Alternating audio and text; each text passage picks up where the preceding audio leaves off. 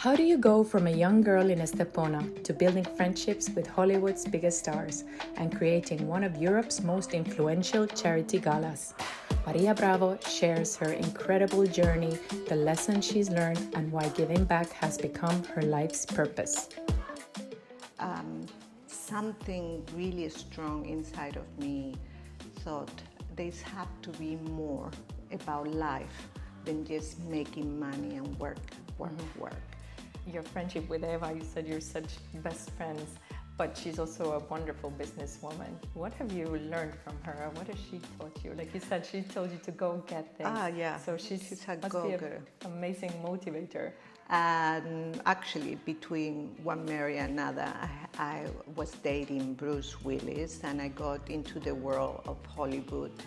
When I get really stressed out with 1,000 things that I have to do, I just breathe and I take a moment to really put everything in perspective.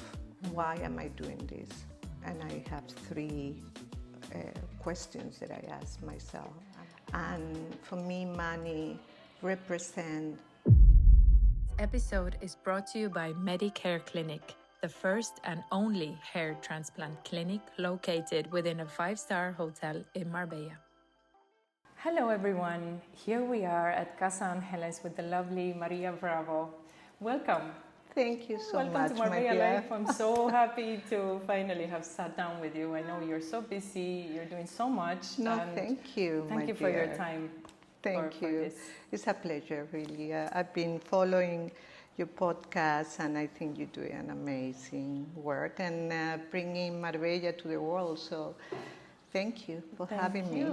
Yeah, that's the idea, and there's so much interest now from all around the world. People are coming here, moving here, bringing charities here, bringing businesses here. Yeah. I'm so happy for Marbella. Yeah. And exactly with this podcast and the media, we can reach across so many countries. I think our podcast is listened in 31 countries, which Really? is incredible. Amazing. Yeah, so Congratulations. Thank you. Yeah. And I'm happy to introduce Maria Bravo. So if people don't know who you are, introduce yourself and tell me, who is Maria Bravo? What would you say? I would say that it's somebody who wants to leave a legacy of kindness and love. I feel like I have 4 lives. I was born here in Marbella from a very humble family, and I moved to Los Angeles for love. I married a Canadian. And then there I finished my studies, and I was a stockbroker. And I was married for 10 years. My first husband passed away, sadly, and then I wanted to change my life. I realized that something really strong inside of me thought there's have to be more about life than just making money and work. My first husband was an investment banker, and I felt that mentality, that success is the amount of things that you acquire in life. It was not true to me. It was not true to my philosophy. So I started giving the opportunity to do charity work. First, I was volunteering in different foundations, and I felt that made me feel so good and happy. Then I got married again. And actually, between one marriage and another, I was dating Bruce Willis, and I got into the world of Hollywood.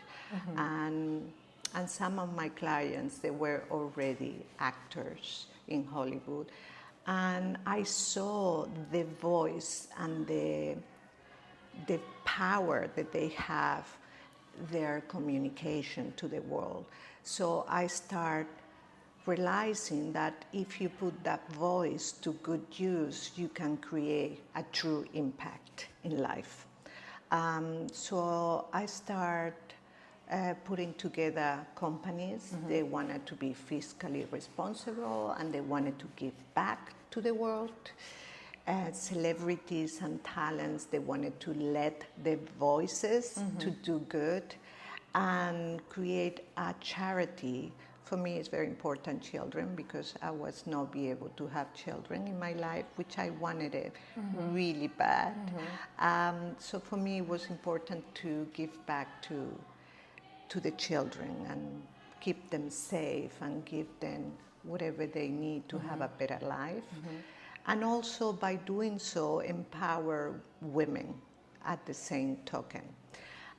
So we put all of this together, and then I had great friends. They had the same mind and the same ideals that I did, like Eva Longoria. So we start putting together all, and we create the Global Give Foundation.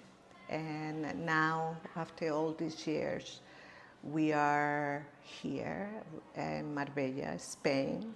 This is where I wanted to register my foundation first, but then we are registered in 10 countries around the world. We have Casa Angeles, where we are. We give a special therapies to the children, support to the parents. We have an orphanage in Vietnam where we have 126 girls that we give safe space for them to grow, and education and a better future. And we have 2 homes in India where we get children, they are begging in the street, and we ask them, the family members, to come and bring them to our home so we can keep them safe also and give them food and education. So who is Maria Bravo? I would say, sorry, I stand in myself, but I would say I am a philanthropreneur because my business is, I have an agency for talents, but my passion is my charity. So everything that I do in work always have a charity aspect of it. Even when I do an endorsement with a talent for some brand, I always ask the client, will you give back to any charity that you want, any cause that you feel is strong? So I am a philanthropreneur. I love that answer. You summed it up so beautifully, your life. But if we go back to then the 20-year-old Maria, when you moved to LA, did you then have a different mindset? Were you more like, after the success and like we are hungry as we're younger, I also left my country and I wanted to see the world. Were you like that? Were you kind of chasing the Hollywood dream? Yeah. Well, for me, it wasn't so much about the Hollywood dream, because I was married to somebody that was in the finance. And we worked so hard and we were very successful. But like I said, I realized that money doesn't make you happy, truly. It does help to have an easy life. And for me, money represents that I can help so many people with that money. Money is an exchange that sometimes I said, I bought my little baby. Well, she was a gift for me, but you can actually make so many people happy when you have money and you put it in the right context. So being in Hollywood, I also was an actress. Yes, that's why I feel like you were an actress, and you were probably dreaming of, Oh yeah, being I wasn't a good actress. I don't think. Truly. Well, I think we're all critical of ourselves. Yeah. I think that I had fun. You see, I think she disagrees. We have to be kind to ourselves also. Yeah, but I did have a lot of fun acting, and still I act. Do you miss it sometimes? Yeah, sometimes I just want to play a different role and get into the skin of somebody else. There is no me. just to play a little bit. But the world of acting, it was hard because every day that you go to an audition, you get to feel rejected. Maybe out of 20 auditions, you get one yes, if you're lucky, you know. And for me, I don't know, it was it's a different world. I took it as a learning process, and I learned that most of the time it's not about oneself, it's about somebody else. If somebody is having a hard day, maybe. So you don't take it personally? I don't take it personally, so many things. Help to get the thick skin, maybe. So I would say that, you know, Hollywood, what it gives you is a thicker skin. And you need that in life anyway, whether you're acting or not. It's true. I go through life with so much rejection, whether you're trying to sell a product or you do something, you're going to say no. People are going to say no. So I think it's actually a good thing to learn from a young age. Yeah. But whether you want to be in that industry for your whole life, I don't know. That's another question. It was fun. It was, you know, it's fun to be an actress if you don't have to depend on it. For me, it was, I got introduced in acting through amazing people. So it was a privilege to be able to act because I didn't need it. I just wanted it because it was joyful. And I realized in my life that the measure of my success is my joy, not about any other things. It's about how joyful it makes me. So that's how I measure my success. And as you said, you spent time also with Bruce Willis at this very different chapter of your life. And what do you remember most about him as a person, like that the public never got to see? Well, Bruce is very funny. He's really funny in person. I know most of his character are very tough people, tough guys, right? Die hard. Yeah, die hard and tough guy.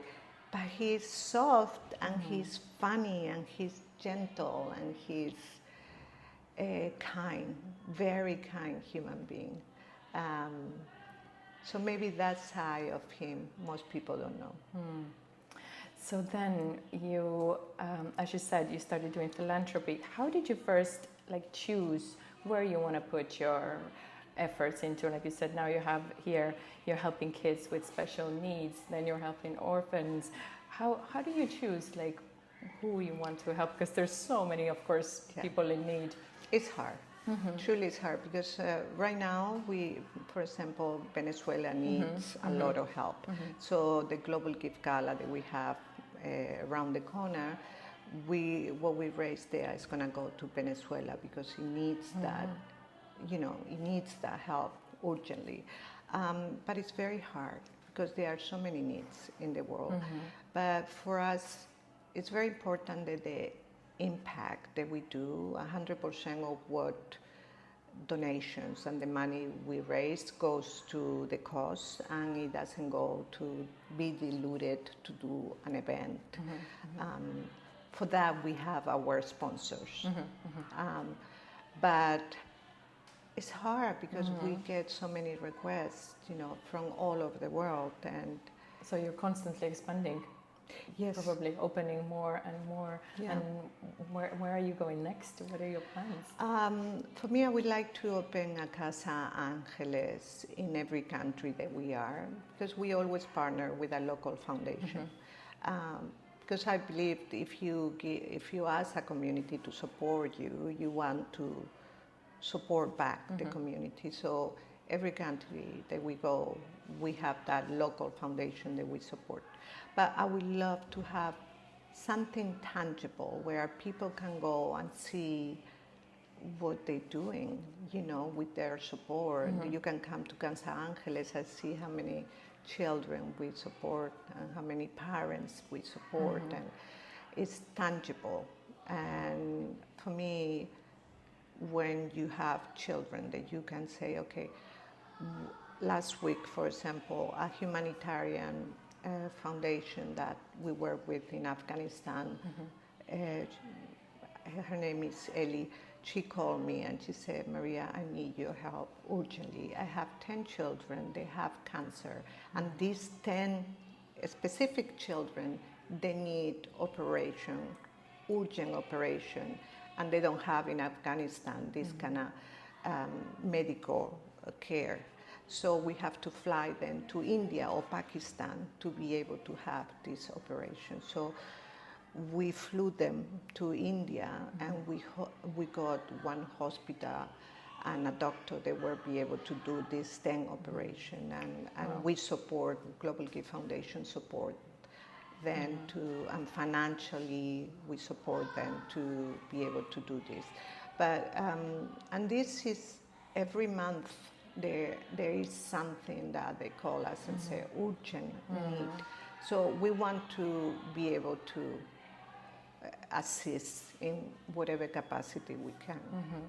And here in Casa Angeles, you have special needs children. Yeah. So if someone is listening and maybe also they know someone or they have they've seen someone, is everyone then welcome here? How do you get to be a part of this casa? Yes, by walking in the door.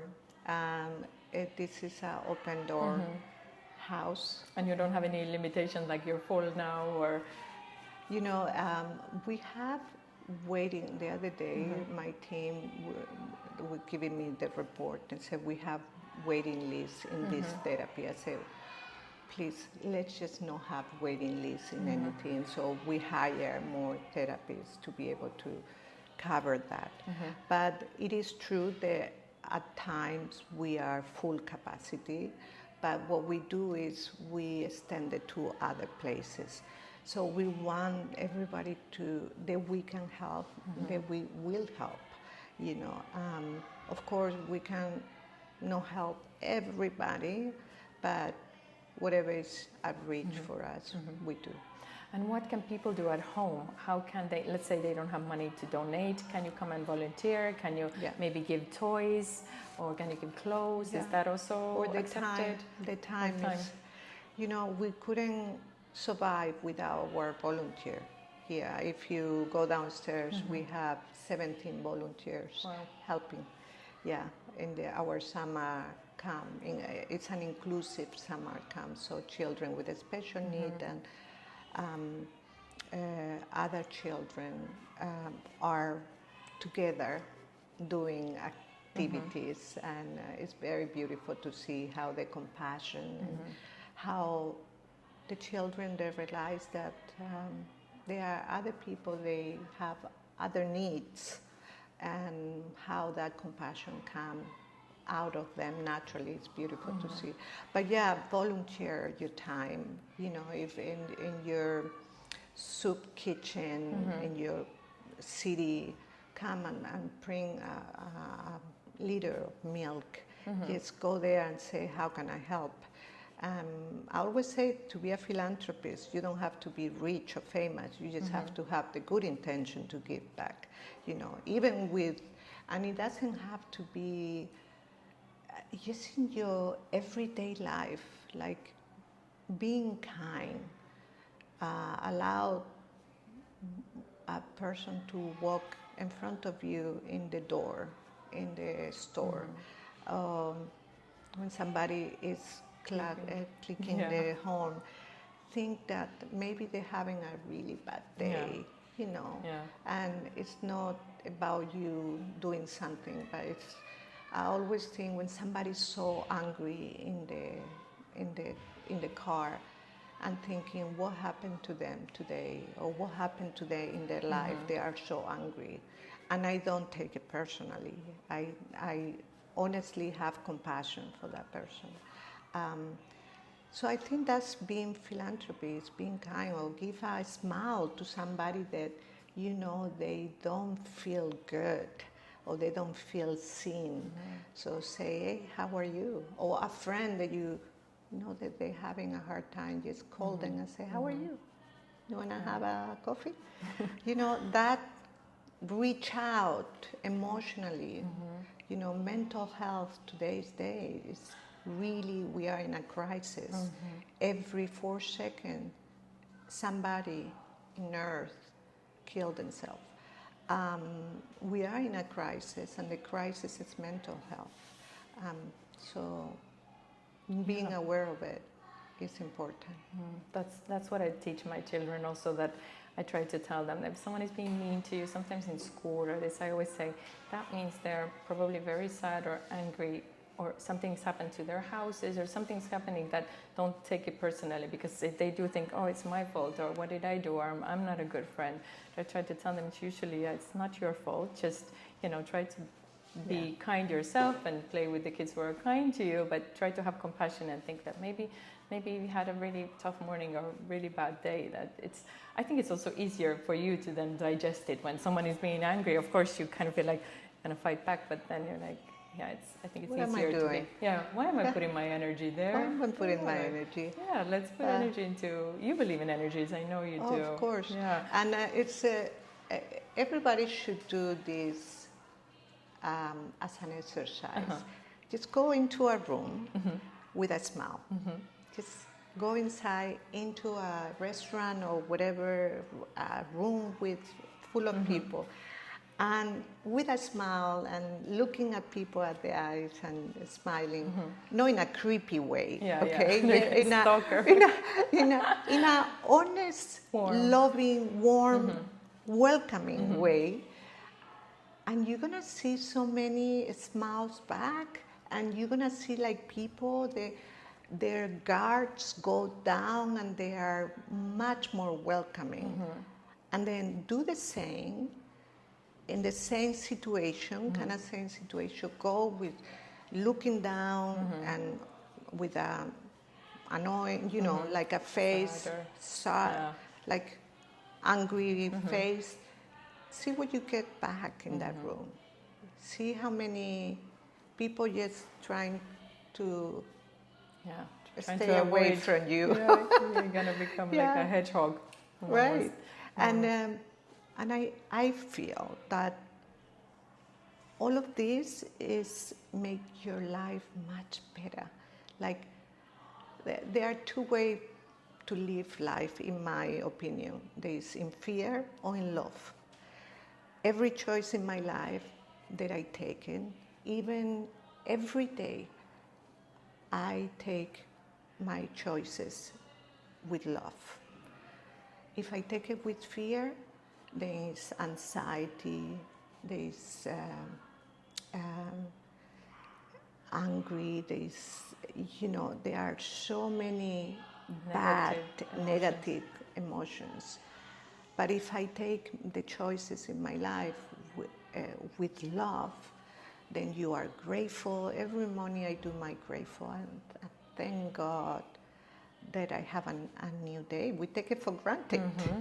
You know, having this day, it's a blessing. It's a gift. It's a gift.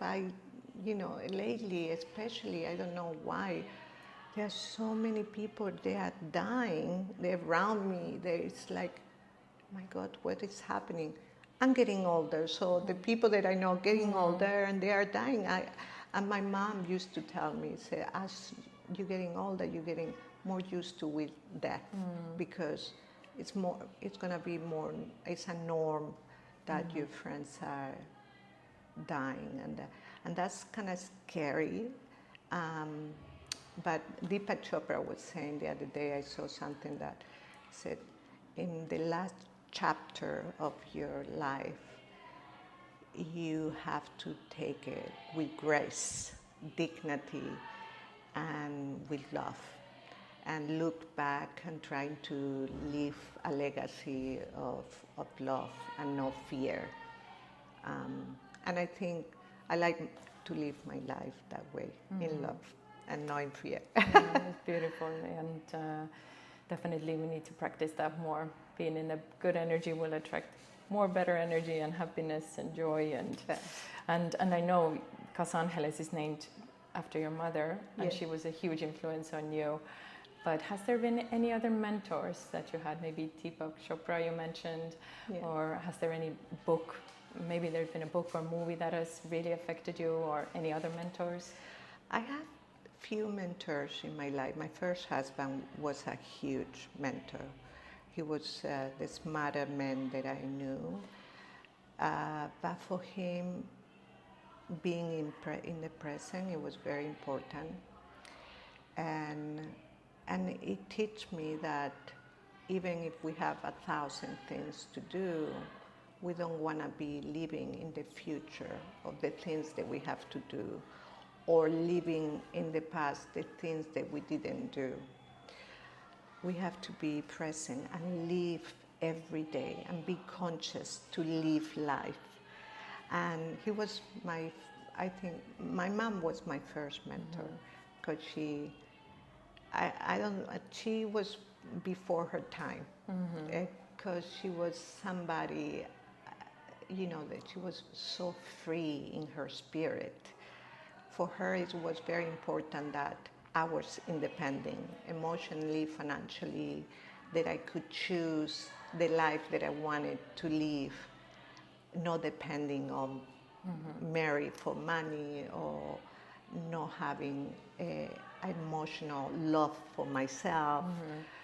So she taught me that from the beginning, that you have to be your own self, independent. Therefore, you need to educate yourself. You need to be loving yourself. And then was my first husband who taught me about living the moment. And then I had my dear friend, Eva Longoria, taught me how to go and be a go-getter. You have something in your mind, go and do it. Don't wait for anybody to give it to you or to make it accessible to you. Create it. And then I had, along the way, I had an amazing group of women that been with me for hundreds of years. I feel in my other lifetime they were with me as well. I believe in reincarnation, so I feel this group of women with being one life after another. Maybe I was the daughter or the sister, and they are my support system in this lifetime and my mentors every day. And like you mentioned, Eva is such a good friend. How did you become such good friends? What was the initial connection that you had? Well, we play in a movie. Same movie. Yeah, we play. But you must have played with many other actors. But it was special. The movie was horrible, but it was a horrible movie. But the connection, it was from the first day that we started rehearsing for the movie. We didn't rehearse. We started talking. Blah, blah, blah, blah, blah, blah. We were like best friends. Yeah, best friends. Like we knew each other from other lives. Like love at first sight. Friendship at first sight. She's my soulmate for sure. And I'm the godmother of her son, Santi, who is in the camp here. And that made me, the best gift you can give me is to be able to be a second mom to a child. So, yeah. Yeah, it's beautiful when you get that kind of connection and that friendship that's for years and years and years, and then you get to do also business together and all these beautiful foundations. And you also founded Mopi, which was then an entertainment business connecting, like you said, the entertainment, celebrity management.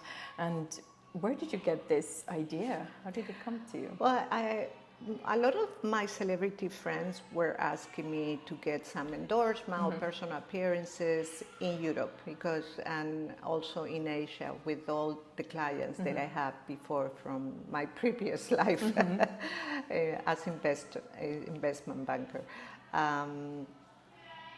So I said, oh, wait, I could have an agency where I can do all this kind of work outside of the United States for my clients, because their agencies, they don't really know America is a strange place because it's like most of the people, they don't see there's something else out there. That's the world. Yes, the world is so big, Yeah. you know.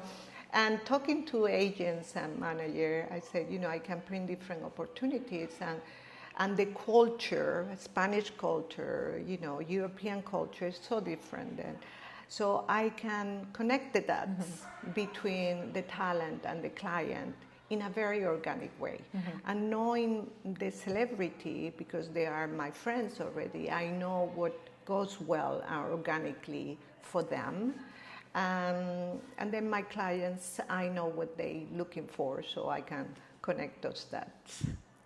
So actually, I would say your strongest skill then is also connecting people and just having good relationships with people. Because like you said, you go into a room, you smile, you talk to everyone.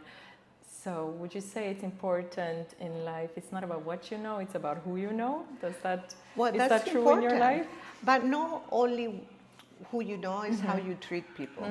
People, when they go somewhere, they don't remember, what food they ate or what you were wearing, but they will remember how you make them feel.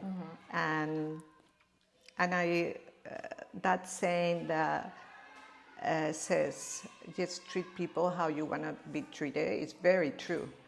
As long as you love yourself. That's true. Yes. If you hate yourself, don't treat people like you want to be treated. Yeah. And start loving yourself. Yeah, start loving yourself. And you said every morning you start your day with gratitude. Do you have any other daily routines that you do, or what is your morning routine? I meditate in the morning. I do 10 minutes of meditation. I open my eyes. I used to reach for my phone first thing. And I realized that got myself not with the energy that I wanted to wake up. So my doggy sleeps with me and my boyfriend. So the first thing that I do is I meditate, I breathe. It doesn't have to be very long, even if you do it for 3 minutes or just 10 breaths. Just to, as you breathing, you can say thank you, to yourself, to the higher power, to your God, whoever that might be that you believe, or even to your own self. I thank me for be able to handle myself in this lifetime with compassion and with love. I thank me for be able to be kind to other people, to be able to work to support my family, to be, be conscious about your life in a loving way.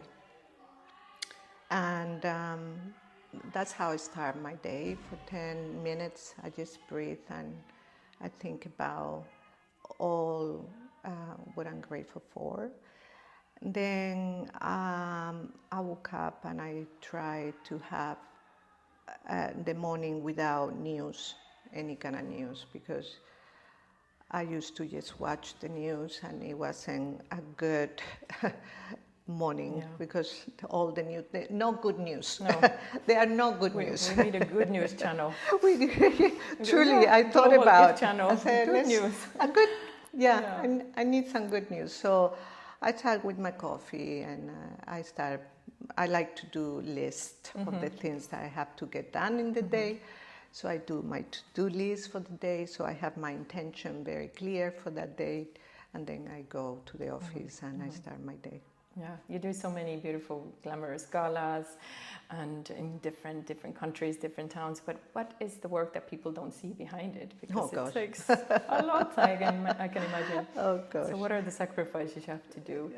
It's so many hours of working, but when it's your passion, you take it not as a work, but it's almost like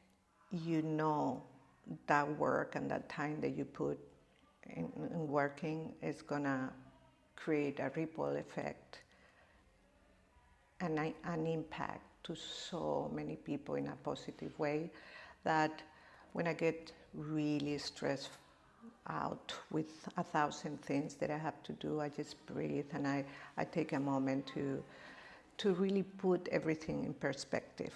Why am I doing this? And I have three questions that I ask myself. Am I find joy in this? Is it gonna benefit somebody else than myself? Is it truly the best way that I can put the purpose and the intention of love in this work? Those three questions, and if those questions are okay answers, then I continue. Otherwise, I just leave the day and I take a breather, and the next day I start again. And like you said, you've lived so many different lives and you've had quite a few hardships along the way. You know, like you said, you really wanted children and you had the death of your husband, which I can imagine how difficult that must be. What were the things that helped you in those moments to overcome that? And where did you even get to the meditation practice? Well, you know, life sometimes, like the life in Instagram, is beautiful life, right? We all look great. We all want to look filters. We all want to look great, you know, and we want to feel great. But in reality, life is like a roller coaster. It goes ups and downs. You just have to maintain your calm because everything passes, the good times and the bad times. Knowing that when something is really hard, you know, it will pass. And when something is really good, enjoy it, because it will pass as well, but enjoy. So life, I feel like I had great people in my life that taught me every day. Deepak Chopra is one of my best friends, and I love him so much. So it's just having an amazing group of women. They are my support system. No matter what happened in my life, I knew that I can count on my family and my girlfriends. And your friendship with Eva, you said you're such best friends, but she's also a wonderful businesswoman. What have you learned from her? What has she taught you? Like you said, she told you to go get things. Yeah. So she's a must go-getter. be an amazing motivator. She's an incredible human being, aside from being kind and a philanthropist and activist, and she's so involved in women's rights and Latino rights. What she taught me so much, but to never take a no as an answer, as a final answer. When somebody say no for the foundation, I would say, okay, it's a maybe. I'll come back tomorrow. Talk tomorrow. You're not in a good mood. It's just to be relentless. She's relentless. She's focused, and anything else is just noise. She's focused, and she taught me how to just be focused, and everything else is just noise. And tell me about this year's Global Gift Gala. It's going to be in Lucia in Don Carlos this year, Yes. which is a change from the usual Don Pepe, which is a beautiful hotel. Yeah. So this year the Don Pepe is being renovated. So we've been doing it there for 14 years. This is our crazy. 15th year. Yeah.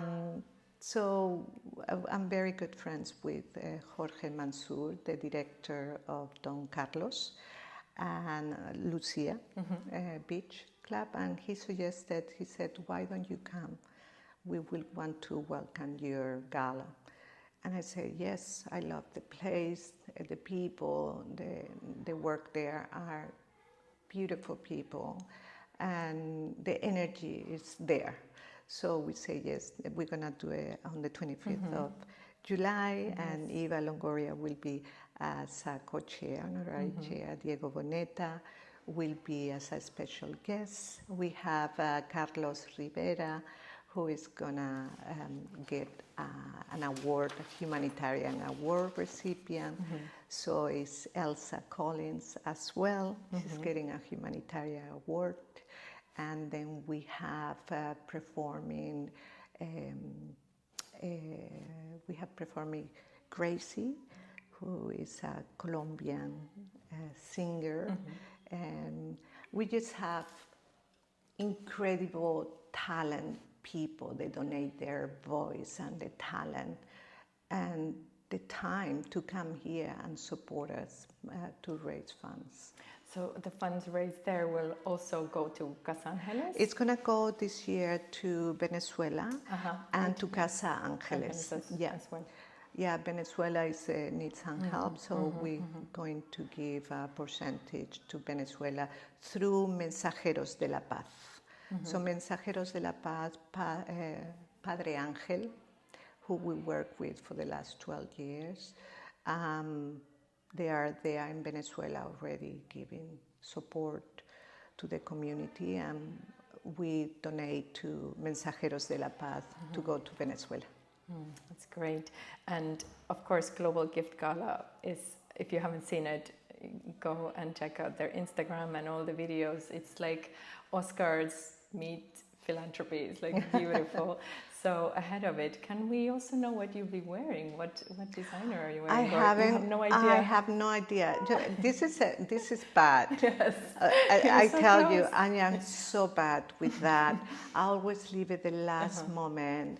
Then how do you make your pick usually, or do the designers contact you and ask you to wear? They do, but because I leave it the last minute, then I don't want to put them in the situation that they has to rush it, and truly I'm bad with that, and then I just go and get something.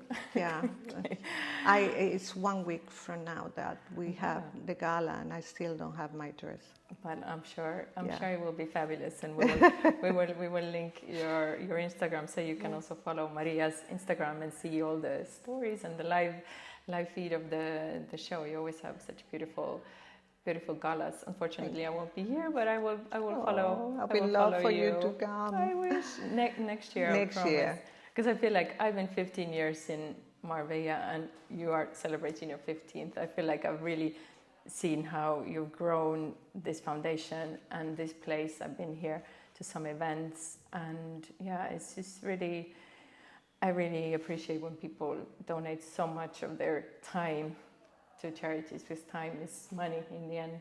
So if you can put so much time into this, that's really the best gift you can give. Truly, the best gift you can give to yourself is the gift of giving. There's a lot of, but it is true, it's the gift of giving, because it makes you feel really good, especially when you know where that money goes and you can see it and you can see the impact. Yeah, that's great. So just to wrap up, let's talk a little about Marbella too, because this is Marbella life. So you have come back then to have Marbella as your base again. You're living here again. Yeah, so what made you 33 years. Yeah, what made you come back? United States a little bit crazy now, to say the least. Yeah. But in 33 years that I lived there, I never felt race to somebody against racism. Racism. Thank you. I did in the last few years that I lived there, and I didn't like that. And then I felt, after the pandemic, I felt that I wanted to spend my time in a place where I felt like safe and happy. And for me, my happy place always Marbella. As you know, I am an ambassador of Marbella, but even before they named me ambassador of Marbella, I always, everybody that I talk to, Marbella is just heaven in earth. So I feel like couldn't be any other place than in heaven, in earth. Yeah, I mean, you have traveled a lot and you've seen, I'm sure, beautiful places, but if you're also choosing Marbella, it says a lot about this place. Yeah. But of course, Marbella is growing, it's booming now. So many more hotels, businesses, schools, families are coming here. Of course, because of the fact there's so many digital nomads now, people get to come here and still work online. It helps. But yeah, Marbella, I think, is growing beautifully, and it's very international now, more than ever, and it feels like you can have anything there is in a big city. You can have it here, from the restaurant, the brand names, the shopping, the everything. You can have it here, but in a smaller scale and more joyful way. Yeah, and safer. And also still authentic. I love the fact we still, yes, like you said, we have the international brands and nice restaurants, Nota Blue and all these fancy places, but we still have the local tapas places with €3 glass of wine and, you know, all these places. So maybe you can let us know some of your favorite local places that you go. I love in the old town, it's right next to La Plaza de los Naranjos, where the big church is. There's a place called Bistro, Casani's Bistro. I love that place because you can sit outside. It's gorgeous. You can see people just sitting there eating and see people watch. Then I love the Tres Pepes. It's a chiringuito on the beach in Marbella. And they take the fish from the boat at 6 in the morning, and you have it in your plate, cook. There is inexpensive, fresh, so good. It's called Tres Pepes. Then I love, if you want like a show, international show, Mansell is incredible. Great food, like you said, Nota Blue is great. Also, if you want a party, La Plage is amazing. And then the little tapas place, there's a little bar behind the Plaza de los Naranjos. There's a little tiny street, and you have like 10 different bars there with tapas, and you can have your wine with your little tapa, and it's €3, and it's so delicious. Yeah. I think one is called El Estrecho. El Estrecho, right? It's like, because the street is like this, you know. So and it's so good. I've taken my parents there a few times, and sometimes I have to queue outside, but it's so authentic, so good food. Yeah. And it's this I love about Marbella, and I hope it never changes, because it's nice to have those brands coming in. But I love to have these local restaurants that have been here 35 years for, you know, and they're still thriving. And there's one restaurant in the other plaza next to the big church. It's called Naranja y Limón. I don't know. I don't know that one. Yeah, it's so good. It has the best meat. Oh my God, I'm hungry now. I'm hungry. The best meat with French fries. Oh, so good. Well, I will link more of Maria's recommendations in my blog, because I always ask my guests, what are your favorite places? And I always discover something new. 15 years of being here, and you just can't try all the restaurants. We have so many restaurants. So many. And I always make a list, and next time I don't know where to go, I'm like, okay, Maria said to go here. So before we wrap up, I have a little quick fire round for you. The best advice you've ever received? Live in the present. One book everyone should read?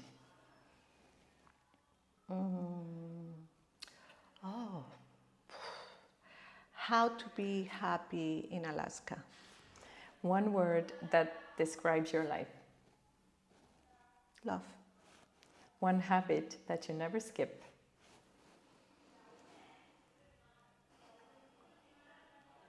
Be grateful. Best beauty tip or beauty secret? Drink a lot of water. What does success mean to you today? Joy. And Marbella is? Paradise. And last but not the least, what is the motto for your life? The motto. What is the motto? Your the slogan. motto. Yeah. we're all going to die, and it's not that important. That's a good one. It's true. Enjoy today. Yeah. Today is a gift. Anything else you want to say to the viewers about Marbella, about your charities? Anything? Please come to Marbella, join our beautiful heaven, and if you have time, come to Casa Angeles. We would love for you to be here, be a volunteer, play with the children, have a cup of tea in our home, and just be kind. Try to be kind today. Give it back with kindness. Thank you. Thank you. Such nice words to end it. And yeah, I don't think there can be enough kindness in the world. Imagine if everyone was kind. What would the world be like? Better. It would be a It better would be a better place. Yeah. But we start in one by one. We're spreading kindness. But if there's no darkers, we wouldn't appreciate the light. That's so true. It's That's okay true. too. Yeah. So thank you everyone for watching. And yeah, like Maria said, if you can support anyhow, you can come to the gala, buy a ticket, you can follow the foundations, donate money, donate your time, donate toys, do what you can, because every little thing actually makes a bigger impact. Plus, tell your friends about it. Even if you cannot help, maybe someone else can help. So do what you can with what you have today. And if you like my show, if you like Marbella Life, please follow us and subscribe, of course, on YouTube and on Spotify, and we are also available on Apple Podcasts. So we appreciate your support and help, and we'll see you very soon. Thank you. Thank you, my dear. Thank you so much. Thank you so much. Thank you.